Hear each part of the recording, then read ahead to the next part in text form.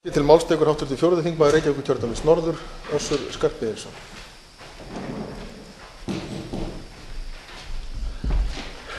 Herra forseti, ég vil þakka hæstv. Ráðherra fyrir að hafa unnið svona rösklega við það að ljúka þessu máli og geta lagt það hér fyrir þingið. Sömuleiðis hans ágæta starfsfólki, ég átti ekki von á því að þetta mál kæmi fyrir hugsanlega einhvern tímann undir jól til þingsins. Og sannarlega þá mun ekki liggja á mér og örugglega ekki öðrum félögum í utanríkismálanefnd að reyna að vinna því markmiði sem hæstv. Ráðherra lagði hér fyrir okkur að ljúka samningnum fyrir 1. janúar, þannig að hann gæti þá orðið fullgildur.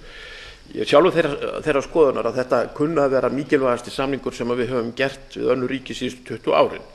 Það fer allt eftir því með hvaða hætti hann verður útfærður. Það er eðli fríverslunarsamninga að það er ómögulegt að segja til það fyrirfram hvernig ávinningurinn af þeim verður. Það fer allt eftir því hvernig viðkomandi lönd reyna að nýta sér þær opnanir sem þar er að finna.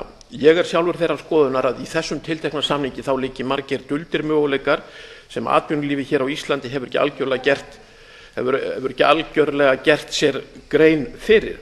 Eins og kemur fram í greinargerð með samningnum að þá gerði atvinnulífið hér á landi ekki sérstaklega ráð fyrir því að þetta myndi til dæmis og opna mikla leiðir varðandi útflutning á fiski. Ég er hins vegar þeirra skoðunar að það séu alveg gríðarlegir möguleikar sem að fylgja því.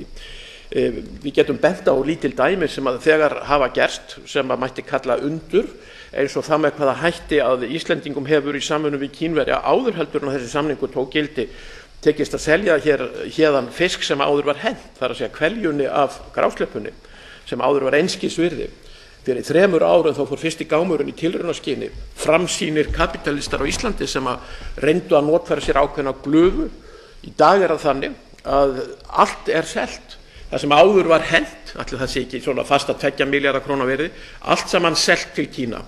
Ég var sjálfur þeirra ánægju aðnjótandi að hitta þann mann sem að sér söluna í Kína áður heldur en hann hóf það starf. Og hann sagði fyrst þurfum við að læra, því þeir eru aldrei séð svona fyrst þurfum við að læra hvernig á að matbúan og svo skulum við sjá hvort það sé hægt að selja hann. Og þeir lærðu hvernig átt að matbúan og dag selja þær allt. Vilja alla grásleppu sem hægt er að fá líka utan Íslands. Þetta er til marks það hvað hægt er að gera. Ef ég aðeins dvel áfram við fiskinn þá er staðan í okkar sjávarútvegi þannig að sem betur þeir eru góð tíðindi úr hafinu. Það veiðist meira. Íslendingar mun á næstu 3 árum veiða 50.000 tonn meira þorski heldur en áður. En í Barentshafi er sömuleiðis sama blómaskeiðið uppi. Þar var á þessu yfirstandandi nýliðnu fiskveiði ári samþykkt kvótaaukning af hálfu Rússa og Norðmanna sem er meira heldur en allur þorskurinn sem við erum að veiða á Íslandi á heilu fiskveiði ári. Við sjáum þess að gæta strax í því að verð á fiski fer lækkandi og það hefur orðið töluvert verðfall á stórum fiski.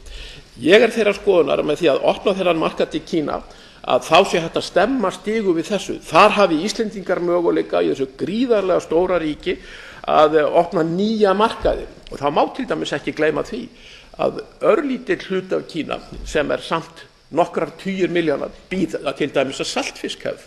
Þar eru markaðir sem hægt er að nýta til þess. Ég tel þess vegna að þarna séu kannski í fljótu bragði hvað mestir möguleikar. Forskot Íslendinga liggur í því að við erum fyrsta Evrópuríkið og annað OECD-ríki sem að nær samningi af þessu tagi við Kína. Eins og við vitum að þá varð uppstytta á millum Kína og helstu samkeppnisþjóðar okkar á sviði fiskveiða, það er að segja Norðmanna. Ég tel sjálfur að síðla næsta árs að þá muni bresta á með fríverslunarsamningu milli Norðmanna og Kína, en við höfum tíma til þess að nýta okkur þetta forskot og við eigum að gera það. Þess vegna vil ég hvetja hæstv. Ráðherra til þess að vinna að því að koma á samstarfi á milli utanríkisráðuneytisins, Íslandsstofu og þeirra sem að flytja út fisk til þess að hafa hraðar hendur við það að ná fótfestu fyrir íslenskan fisk á Kínamarkaði á meðan við sitjum einir að hann og vísa til þess að þessi 3 aðilar hafa áður náð mjög góðri samvinnu það að endurheimta markaði til dæmis fyrir saltfisk.